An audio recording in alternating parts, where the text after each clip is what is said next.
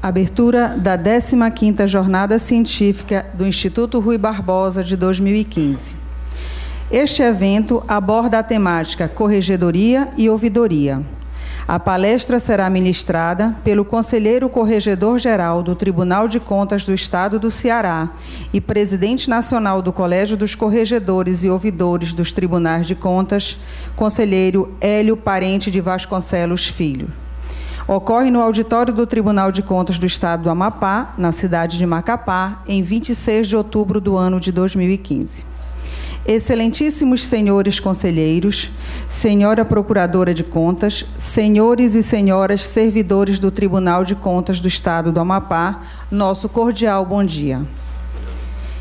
Estamos dando início à 15ª Jornada Científica do Instituto Rui Barbosa de 2015, com o tema Corregedoria e Ouvidoria.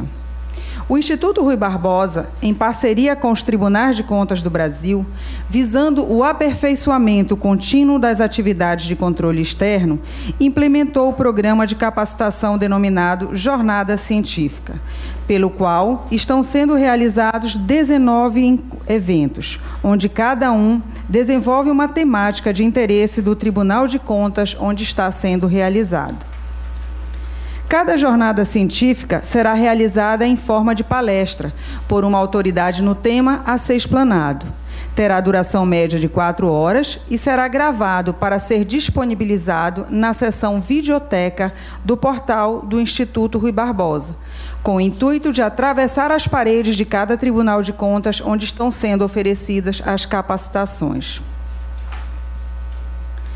Repassamos as congratulações de sucesso da 15ª Jornada Científica do Instituto Rui Barbosa no Tribunal de Contas do Estado do Amapá, de nossa presidente, conselheira Maria Elizabeth Cavalcante de Azevedo Picanço, que está ausente por motivo de missão institucional.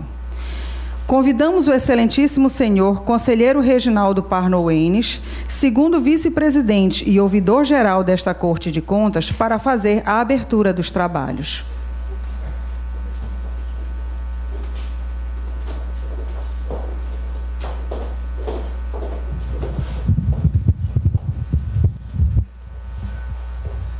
Bom dia a todos. Seja bem-vindo o conselheiro Sebastião Evécio, o conselheiro Hélio Parente, né? Sejam bem-vindos ao nosso Amapá.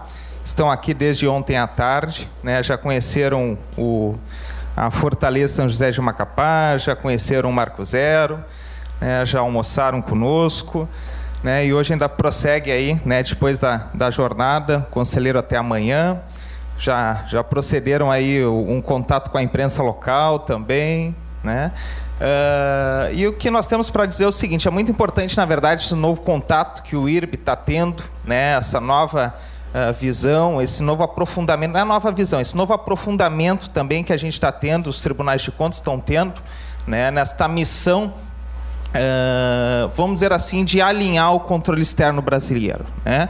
O controle externo brasileiro ele se torna mais motivador, né?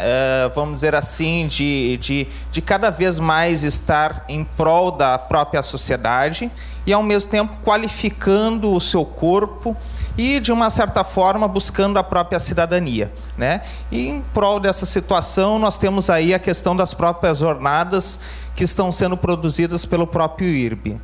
Então, nós temos aí 34 tribunais passando, né, por essas jornadas científicas, como a própria, né, a doutora Dacicleide falou, né? Nós temos, então, 34 tribunais participando dessas jornadas motivadoras, né? E, ao mesmo tempo, o que nós temos aí? São 34 temas definidos pelos tribunais, né? Alguns tribunais estão fazendo, né, jornadas que são jornadas conjuntas, correto, né, presidente? Né? E outros tribunais estão fazendo jornada individual. O nosso é individual porque nós temos um único tribunal no estado. Mas, tipo, São Paulo é separado. Rio fez junto, né? Rio fez junto, né? Então, na verdade, o que nós temos? Nós temos muita alegria, né, de ter o IRB, na verdade, no nosso estado do Amapá. e, ao mesmo tempo, tentar construir, né, vamos dizer assim, um maior sucesso e aprofundar os temas de corregedoria e ouvidoria. São dois temas de extrema relevância para, né, o âmbito interno do tribunal, que é o tema, principalmente o tema corregedoria, né, que nós temos aí em processo de aprovação dos nossos códigos de ética, tanto para o servidor quanto para os membros do Tribunal de Contas, né? Nós estamos num processo praticamente de aprovação das duas resoluções, conselheiros, quanto também na questão da ouvidoria, que nós cada vez mais estamos buscando a aproximação com a população. Acho que o tribunal forte é aquele tribunal que tem a população, na verdade, trabalhando em conjunto com ele, né? Então, cada vez mais próximo. A ouvidoria talvez seja o canal mais próximo com a população, né? Então, uma ouvidoria forte, na verdade, é um tribunal forte, é o que nós entendemos.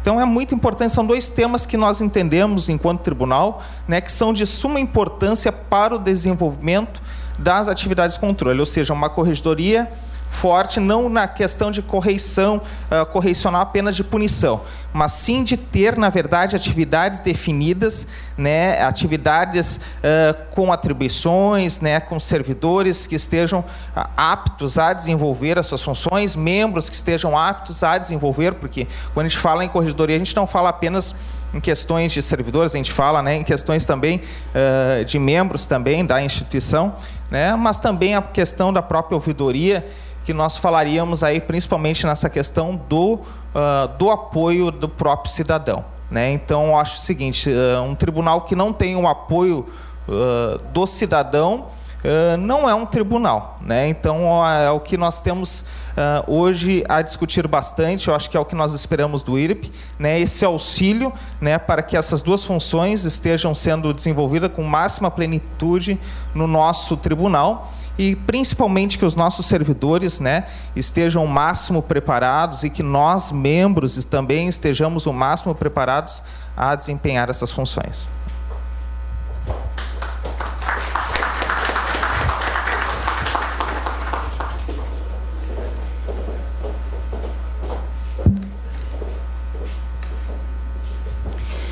Convidamos o excelentíssimo senhor conselheiro Sebastião Elvésio Ramos de Castro, presidente do Instituto Rui Barbosa e presidente do Tribunal de Contas de Minas Gerais, para o seu pronunciamento de boas-vindas.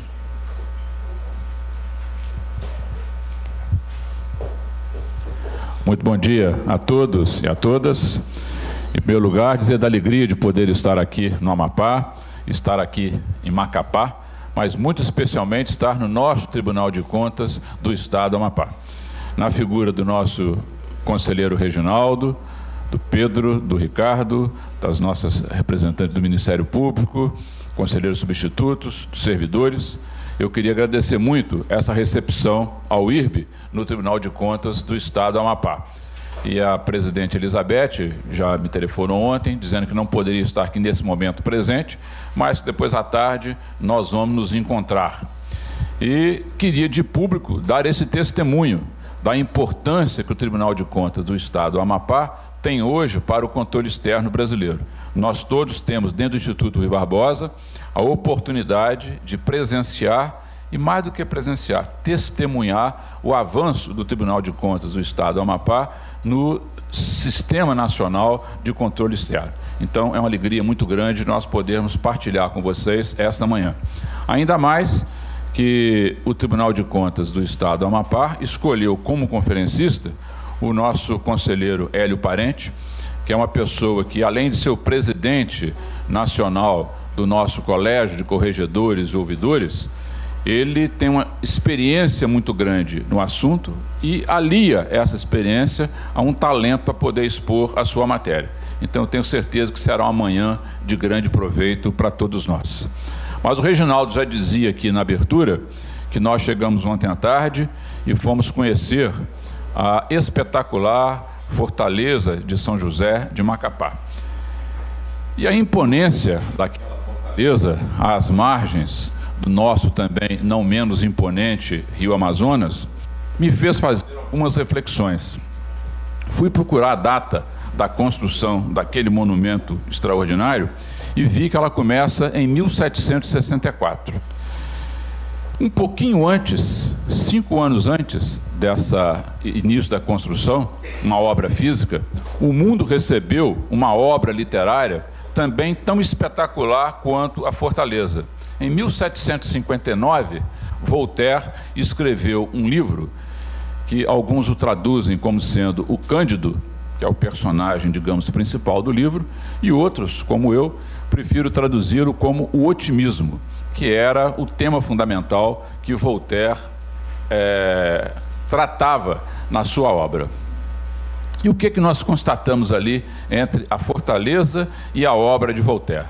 Primeiro, um lapso no tempo muito pequeno, 5 anos. Segundo, 2 obras fenomenais. A obra da Fortaleza, até hoje, né, não apenas justifica o nascimento da cidade de Macapá, mas é um encanto para todos nós que temos a oportunidade, o privilégio de poder conhecê-la e entender o esplendor e a importância estratégica dela para o desenvolvimento do norte do Brasil. E o trabalho do Voltaire, o otimismo, é certamente a obra mais importante para nós entendermos como é necessário na humanidade o sentimento de você ter uma ação proativa. A figura que o Voltaire trata no seu livro, o Cândido, ele discute, se aprimora ao longo da sua vida em vários momentos. Mas talvez o personagem mais extraordinário que tem a ver com a fala que o Hélio vai nos brindar seja o Dr. Pangloss. Dr. Pangloss, ele era o intelectual, o mentor desse Cândido, que foi expulso por um nobre alemão e saiu do seu palácio, daquele conforto que vivia ali, e foi conhecer, vamos assim chamar, o mundo real. E essa é a primeira realidade que eu queria conversar com vocês aqui sobre os nossos tribunais de contas, sobre as nossas instituições. A Constituição do Brasil nos deu, para os tribunais de contas, todo o ferramental que nós precisamos para exercer com dignidade, com eficiência e com relevância social as nossas funções. Então, nós não podemos abrir mão desse status constitucional que temos para apresentar para o cidadão, para apresentar para a sociedade um produto de qualidade. Então, esse é, na verdade, o grande sentimento que o Instituto Rui Barbosa tem ao fazer as nossas jornadas científicas. Que nós possamos, cada um, dentro do seu ambiente, e nós vamos ter ao final todas essas aulas gravadas na nossa videoteca. Então, cada servidor aqui do Amapá vai poder ver a produção dos outros 33 tribunais de contas, porque somos 34.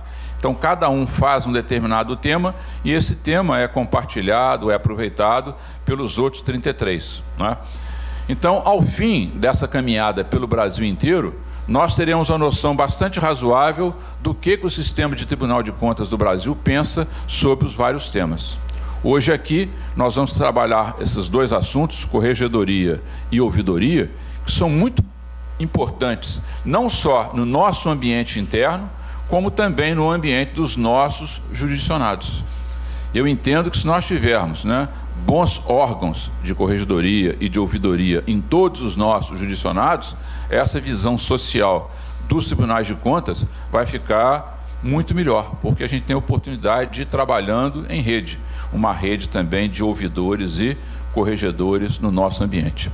Mas voltando então mais uma vez à Fortaleza e ao Voltaire, eu queria terminar essa minha breve intervenção com essa palavra de entender o mundo real que nós vivemos. Aquela ideia do otimismo exagerado do Dr. Pangloss, que o mundo que nós vivemos é o melhor possível, certamente não se adapta aos tempos de hoje. Não é com a inércia, não é com o comodismo, não é simplesmente com a visão contemplativa que nós vamos ter o melhor dos mundos. Nós precisamos ser proativos. Nós precisamos, em cada uma das nossas instituições, criar um modo diferente, um modo inovador de olhar o nosso serviço a favor da sociedade. E esse nosso serviço a favor da sociedade tem duas vertentes absolutamente fundamentais. Primeira, o combate diuturno à corrupção. Não há dúvida nenhuma que os tribunais de contas, já que somos órgãos essenciais da democracia, têm uma missão estratégica fundamental de combate à corrupção. A corrupção é a erva que mais prejudica a implantação da democracia. Então, quando nós combatemos de fato a corrupção, nós estamos, na verdade, fortalecendo o modelo democrático. Então, isso deve ser um encantamento que nós devemos ter na nossa atividade, de entender que somos úteis à democracia por essa vertente do combate à corrupção. E a segunda vertente, tão importante ou mais importante do que essa, e que às vezes não é tão visível, é o combate também direto à ineficiência da gestão pública. O princípio da economicidade, nós às vezes não temos ainda nas nossas cortes uma preocupação em medi-la e informar para a sociedade. Por exemplo, hoje não basta mais, ao verificarmos uma conta municipal, se gastamos ali os 25% previstos com a educação. Nós temos que ir além desse quantitativo, verificar a qualidade, verificar se esse gasto realmente está transformando a vida das pessoas. E, portanto, a ideia é o que nós estamos agora fazendo pelo Instituto Rui Barbosa, a medição dessas políticas públicas, trazer indicadores confiáveis para verificar como que esse recurso está impactando a vida das pessoas. E para isso nós temos dois produtos, o Tribunal de Contas do Estado do Amapá, muito parceiro nos dois, que nós temos agora, a partir do Congresso Internacional que fizemos, de avançar. Primeiro é o Índice Geral de Governança. A gente precisa ter muito claramente aqui no Amapá os 16 municípios, os poderes, os órgãos sendo monitorados pelo Tribunal de Contas no sentido da qualidade das suas peças de governança. E o segundo é o Índice da Efetividade da Gestão Municipal. É uma ferramenta também disponível, está lá no portal do IRB, em que nós vamos poder, acho eu, muito rapidamente, a gente está estimulando em 2 anos, mas eu acho que em 1 ano a gente pode fazer essa missão, de termos todos os 5.570 municípios do Brasil avaliados pela mesma metodologia. Então, é um desafio que eu acho que será muito interessante para a medição de políticas públicas, a gente adotar esses indicadores, né?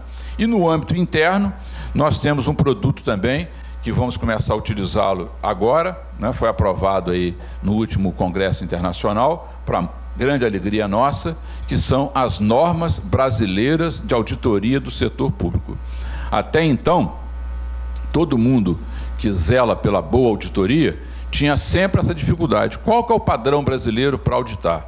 Nós não tínhamos um padrão, porque o TCU usava as suas NATs, a gente usava as nossas NAGs e muitos órgãos independentes usavam normas da Intosai adaptadas. A partir de agora, não. Nós todos estamos reunidos no mesmo fundamento, que já foi aprovado, e no Congresso nós já vamos fazer uma edição para entregar para cada membro dos Tribunais de Contas do Brasil um exemplar do chamado Livro Azul, onde vamos ter ali todas as normas de auditoria. Então, tanto faz aqui no Amapá, quanto lá em Minas, quanto no Rio Grande do Sul, quanto em Brasília, vamos fazer a auditoria do mesmo jeito. Isso vai facilitar num ambiente um pouquinho para frente, para a gente fazer o grande sonho nosso, que são as peer reviews, quer dizer, as revisões por pares. Então, vocês auditam aqui um determinado assunto, mandam para nós lá em Minas. Eu audito um determinado assunto, mando para cá. E a gente vê se nós estamos fazendo a mesma leitura daqueles dados pela auditoria. Isso vai dar outro patamar de qualidade para o sistema de controle externo do Brasil. Então, com essa intervenção, eu queria saudar todos vocês mais uma vez, dizer que é uma alegria muito grande do Instituto Rui Barbosa estarmos aqui juntos, né? No Tribunal de Contas do Estado do Amapá, especialmente para poder ouvir o conselheiro Hélio Parente, que tem uma experiência muito grande, abordar esses dois temas que são vitais para as nossas instituições, né? Corregedoria e ouvidoria. Então, eu queria passar a palavra ao cerimonial para poder apresentar o nosso conferencista, mas não posso, mais uma vez, deixar de agradecer a hospitalidade de ontem, o conselheiro Reginaldo nos recepcionando, o conselheiro Pedro, o conselheiro Ricardo, procuradoras, enfim, todos aqui do Tribunal de Contas do Amapá. Uma tarde muito bonita, que tive a oportunidade de conhecer a Fortaleza e agora a gente poder viver um pouquinho a experiência do conselheiro Hélio Parente, que é o nosso presidente do Tribunal do Conselho Nosso de Corregedores de Ouvidorias e do Tribunal de Contas do município do Ceará, que vai apresentar o tema dessa palestra. Muito obrigado aí pela acolhida.